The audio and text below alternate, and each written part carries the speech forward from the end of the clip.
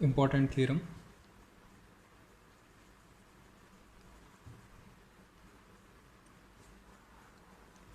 Suppose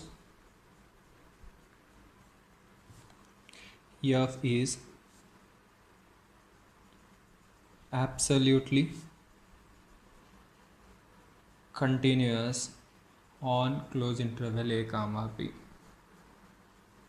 such that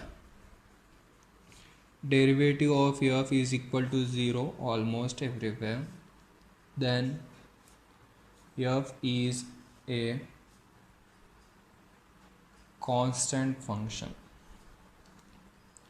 Proof.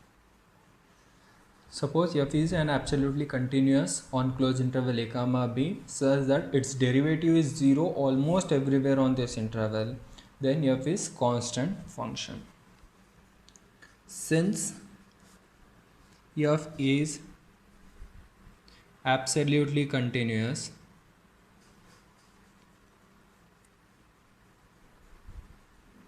on closed interval a comma b, that is given any epsilon greater than 0, there exists a delta greater than 0 such that summation modulus of f of xi dash minus f of xi is less than epsilon for every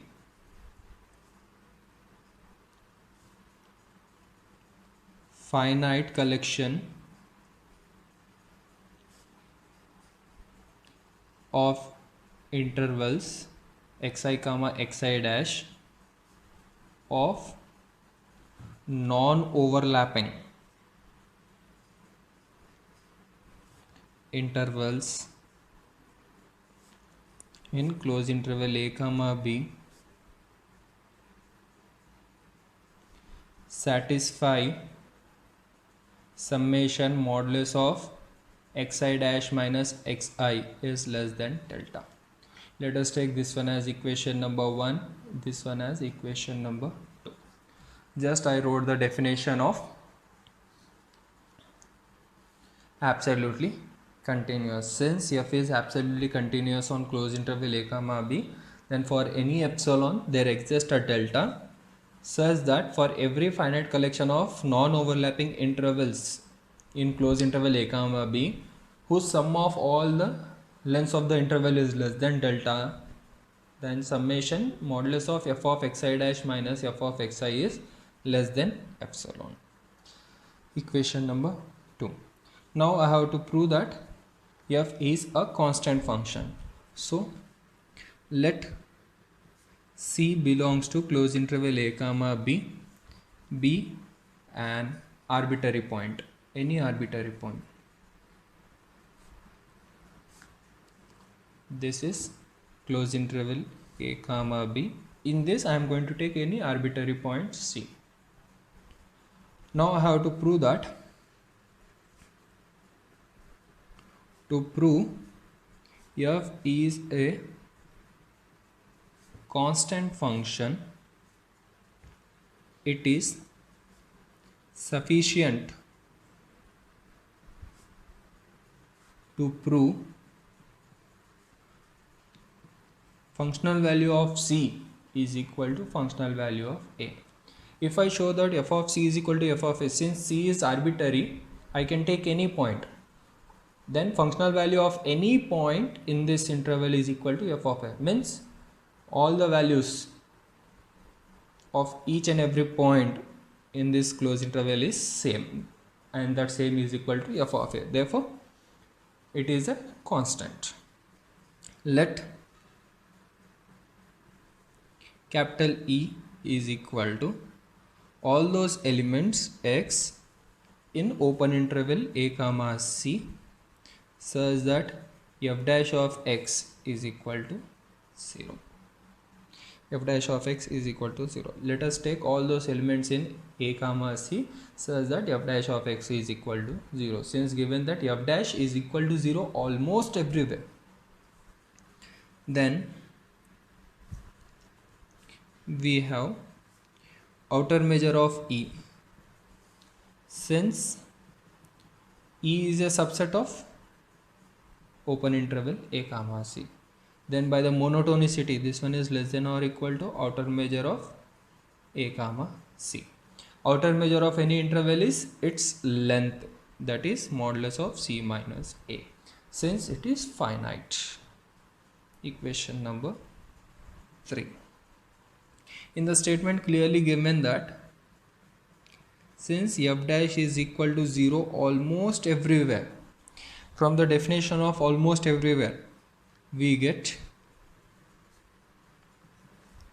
outer measure of interval a comma c minus e. What is the meaning of in this interval a comma c? I am removing all those terms f dash of x is equal to 0, means this set contains those elements such that f dash of x is not equal to 0. Since f dash of x is equal to 0 almost everywhere, then all those elements in the interval which does not satisfy this condition is measure 0. By definition of almost everywhere, I wrote this one. Now let small n be any arbitrary natural number. Small n be any arbitrary natural number. We have x belongs to E. Let us take any x belongs to E. X belongs to E means it satisfies this condition. Then f dash of x is equal to 0. From the definition of derivative, f dash of x is equal to 0 can be written as limit h tends to 0 f of x plus h minus f of x by h is equal to 0. From the definition of limit, as h tends to 0, f of x plus h minus f of x, this decreases. If I divide with h, goes to 0. That is, then there exists an interval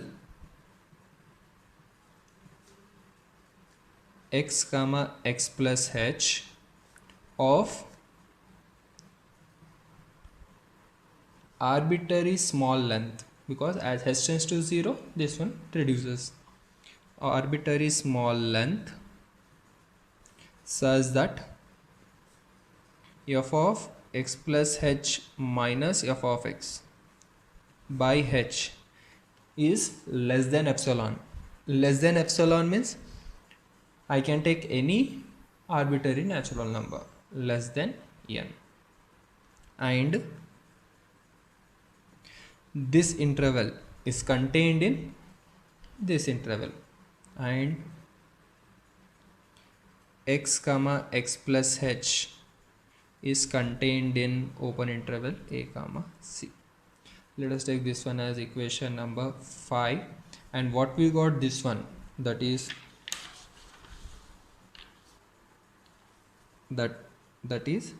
f of x plus h minus f of x is less than n into h, cross multiply. Equation number 6.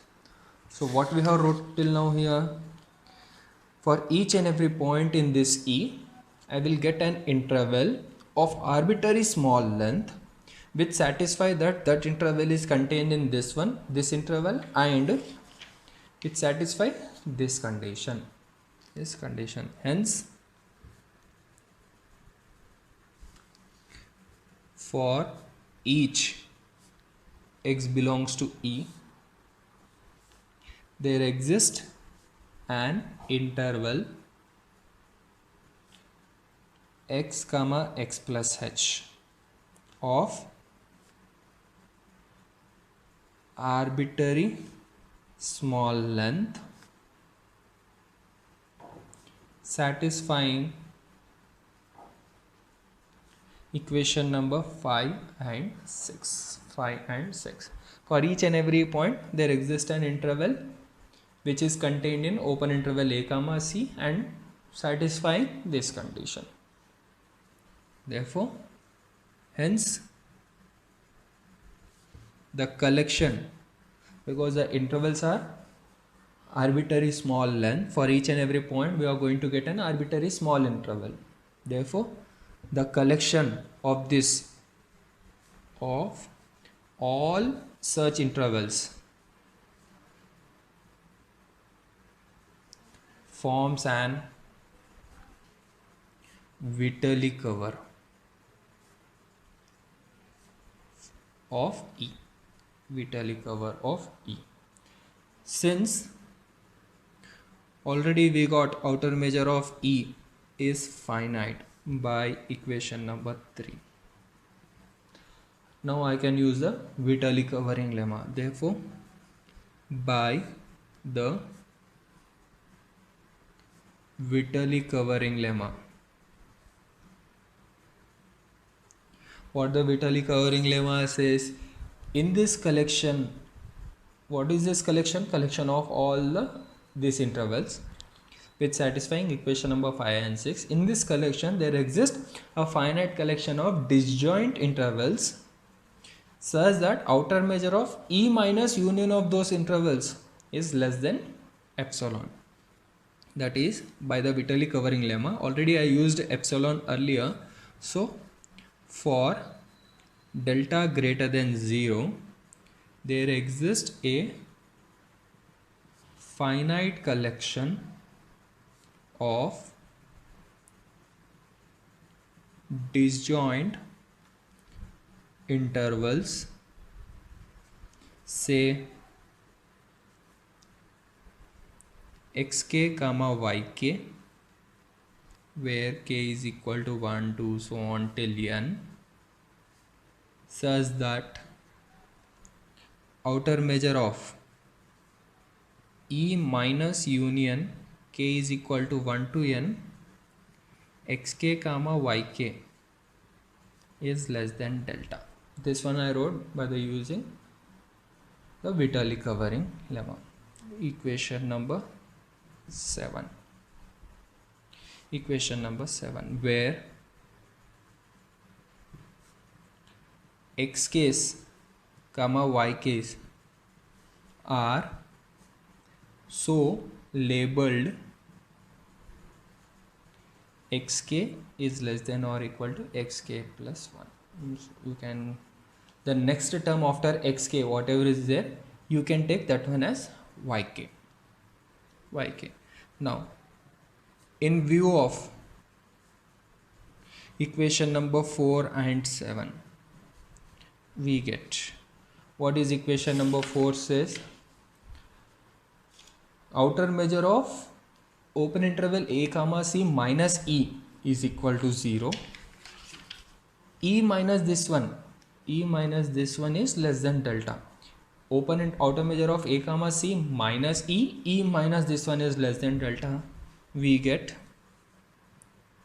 outer measure of open interval a comma c minus union k is equal to 1 to n, xk comma yk is less than delta.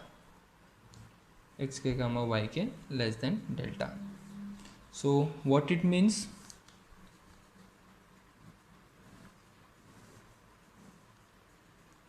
This is the interval a comma c. In the open interval a comma c, union of this one, if I remove, the remaining intervals outer measure is less than delta. x1 y1, because these are pairwisely disjoint intervals. x2 y2, xk yk, and here you will get xn yn. Let y naught as a, xn plus 1 as c. What this one says, from this interval, if I remove this intervals, that is if I remove this part, union this part, union this part, union this part, means the unshaded region, this one, this one, this one, this one, their outer measure, union of their outer measure is less than delta. Then we have what we got now here. A is equal to y naught. Y naught is less than x1. X1 is less than y1.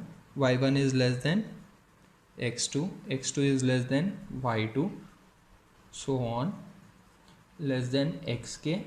Less than yk. Less than so on. Less than xn. Less than yn. Less than xn plus 1, which is nothing but c. Equation number 9. Equation number 9.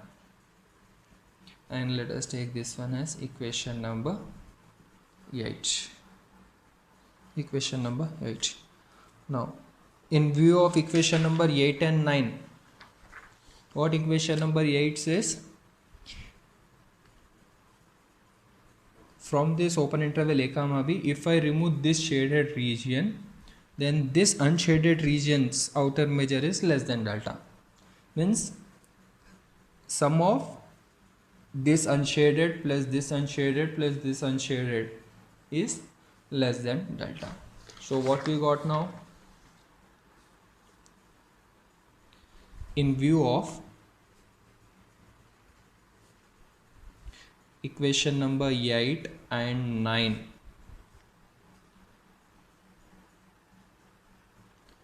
we can, in view of equation number 8, 9, sorry, in view of equation number 9, 8 can be written as,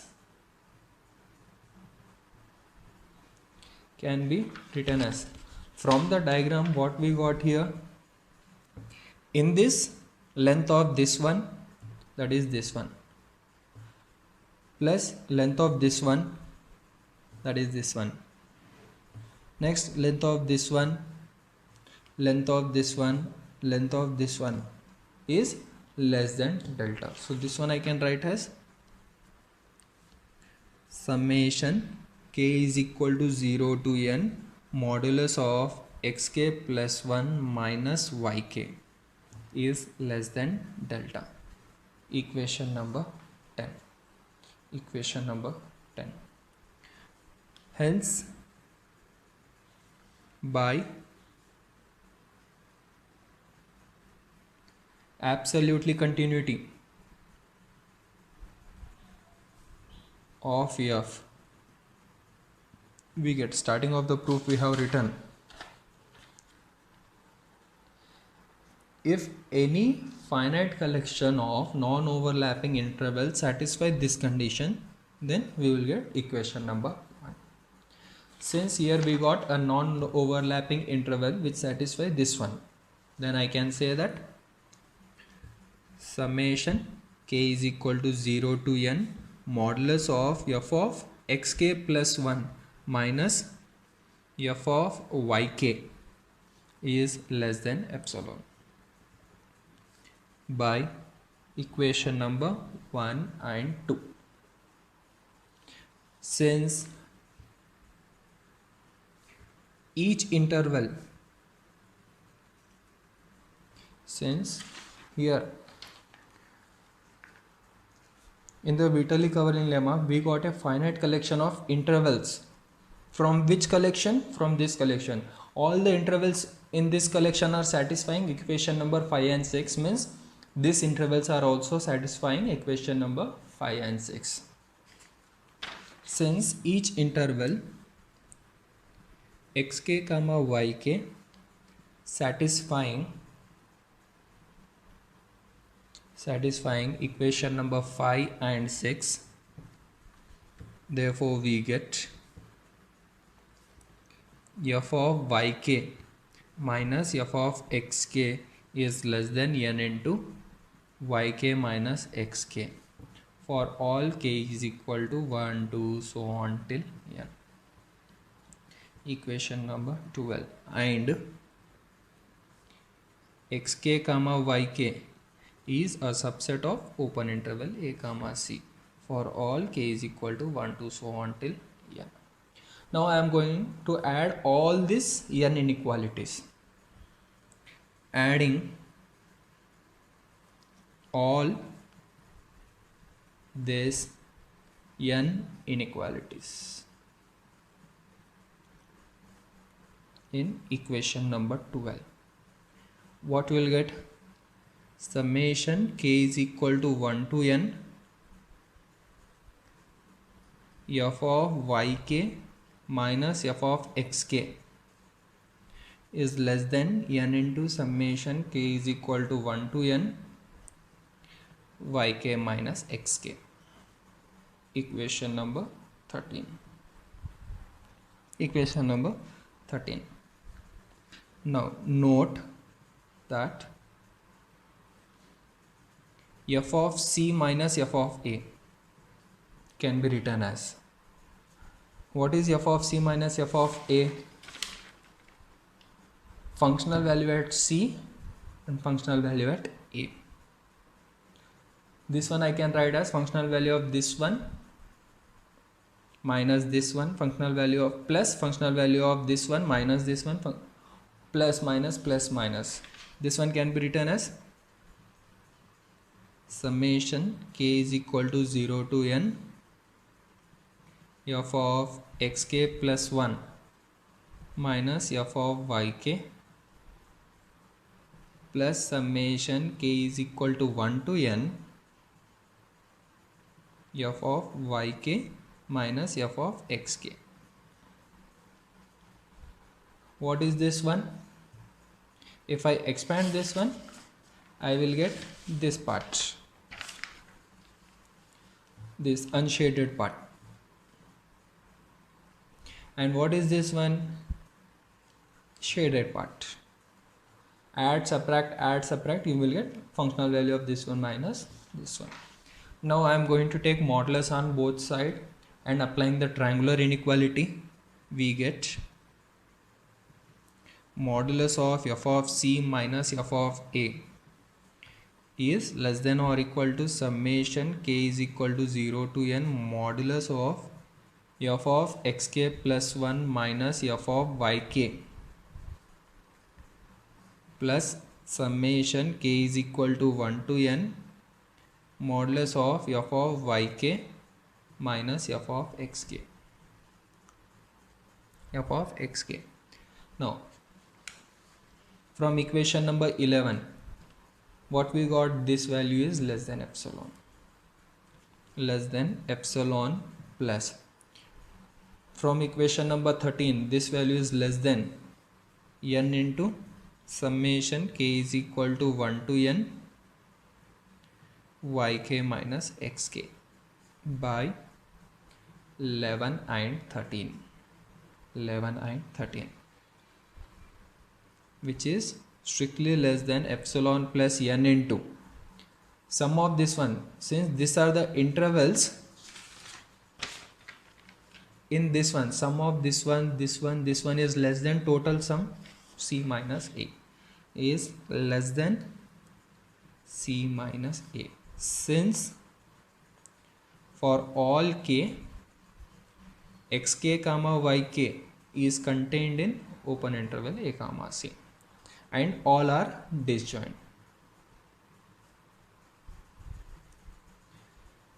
If I add all this lengths, that length is also less than a comma c. Now this interval a comma c is again, this length is less than b comma a. So what you will get here, which is again less than epsilon plus n into b minus a. Since open interval a comma c is a subset of a comma b, therefore modulus of f of c minus f of a is less than epsilon plus n into b minus a. Since b minus a is constant, it never change. N is also constant. As epsilon tends to 0, this one tends to 0. Since epsilon comma n are arbitrary, we get modulus of f of c minus f of a is equal to 0. That is, f of c is equal to f of a. Since c is arbitrary, we get f is all the functional values. If I take any point, that functional value is equal to f of a. So f is a constant function. F is a constant function.